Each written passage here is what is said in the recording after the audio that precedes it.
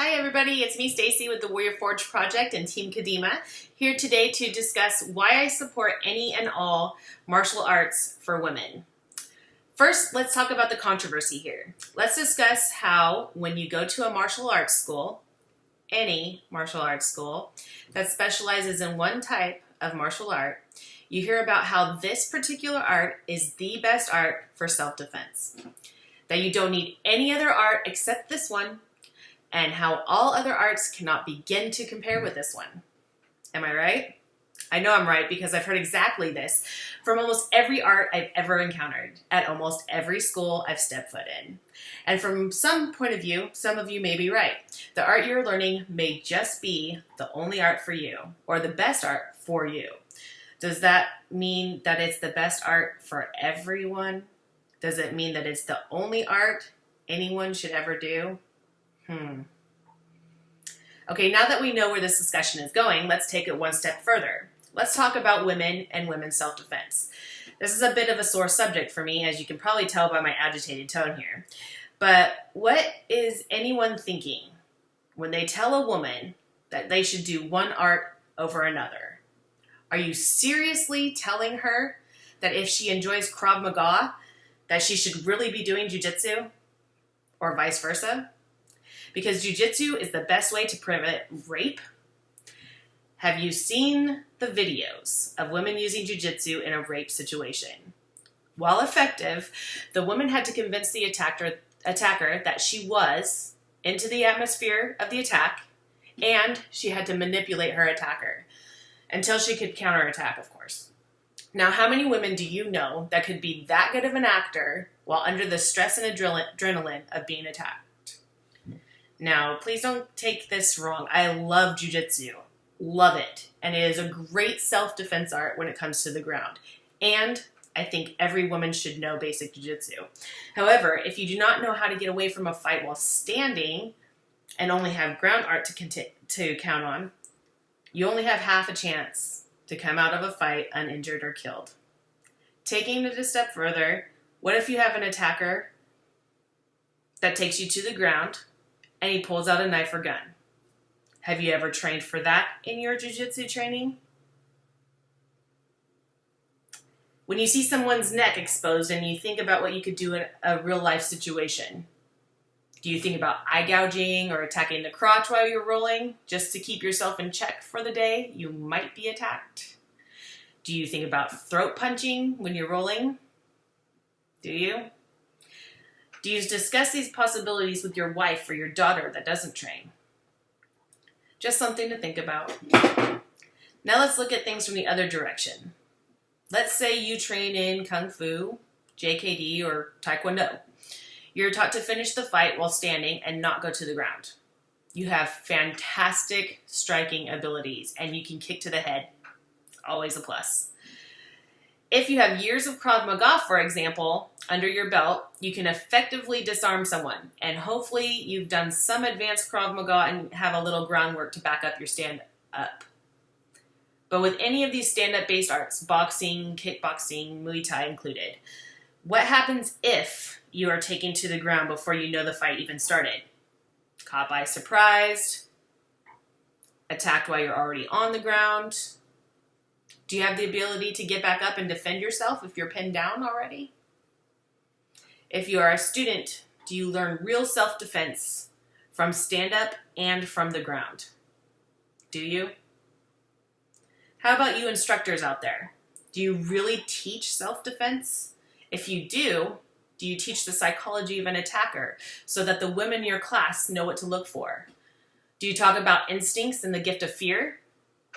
Do you teach them what someone goes through after they've been attacked, or do you just teach them to punch and kick? Do you teach them what someone in a personal protection service learns about environment, community, and how to locate emergency services everywhere they go?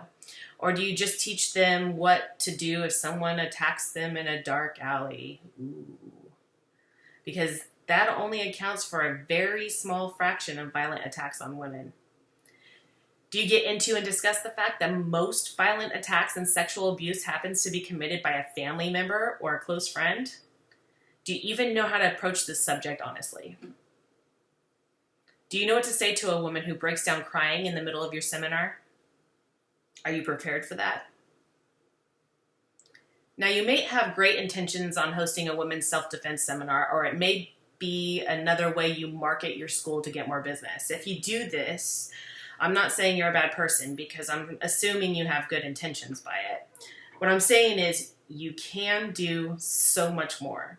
All it takes is commitment to the cause, some research and development of your community, and true intentions of making the world a better place for women, teens, and children to grow and thrive in.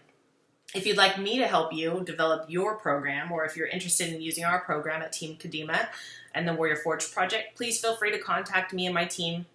Contact information will be posted at the end of the video. And to all of you women out there who have been thinking about training in martial arts, but you're hesitant for one reason or another, please message me and we can talk about what we can do to make you more comfortable to step into that studio. I'll even commit to helping you find a good dojo in your area. One piece of advice I give to every woman I talk to regarding martial arts is this: find an art that you will enjoy, because it's very important that it is something that you like to do. And it's going to be exercise and agility, but also if you enjoy it, you will be more effective at learning it. To go along with that is the importance of realizing what it is that you are most afraid of in a possible attack. For example, my first art was a style called Kung Fu Sansu. I immediately fell in love with this art, although it has a very controversial history in the United States. It had everything that appealed to me. It had striking, throws, beautiful yet deadly techniques. I really enjoyed the kata, or the forms that they had, as well as I had a particular fascination with the ability to learn how to fight with swords. Yep. Swinging ancient Chinese weapons around was a big selling point to me. Yes, it was. Yet there was something inside me every time I went to the ground that said, "Caution, caution," with big red blinky flashing lights above my head. And I thought, man, I really feel uncomfortable on the ground. The answer from my instructor, of course, as it is with any stand-up traditional art, was, well, don't go on the ground. Don't go to the ground. Finish him while standing. Oh, of course, don't go to the ground. That's the answer. But where do most street fights end up? Have you watched any YouTube videos of street fights? Anybody know? Yep, on the ground. So, not accepting this answer, although I understand it, and I understand the psychology behind it, yes, I would rather stay standing and finish somebody while I'm standing. But because I needed to face my fear, and I knew I needed to face my fear of being on the ground in a situation, I started doing jiu-jitsu, which I quickly fell in love with, and to this day, train more in that than any other art. And guess what? I love to stand fighting. I love to fight on the ground. But I don't feel uncomfortable anymore on the ground when I get thrown in Kung Fu or Krav Maga or Judo. I kind of feel like the fight just started. So in conclusion, go with an art you have fun doing, and go with one you're scared to do. I understand that many of you may not have the time or resources to do more than one art at a time, but start somewhere. Start with something you will enjoy. Take a self-defense seminar, do some research on different martial arts. Oh, and I'll supply a list of different martial arts on my blog soon as well, so you can feel free to start there if you want, just so you can kind of get a feel of, well, what's the difference between jiu-jitsu and Muay Thai? I just don't know. So I'll post that for you guys. Take a kickboxing class. It's a place to start. Start forging yourself into a warrior, that hero, so you can be your own hero, so you can be warrior forged. Until next time, love to you all. Oh, and remember, I'm posting my contact information, where to find the entire Team Kadima at the end of this video.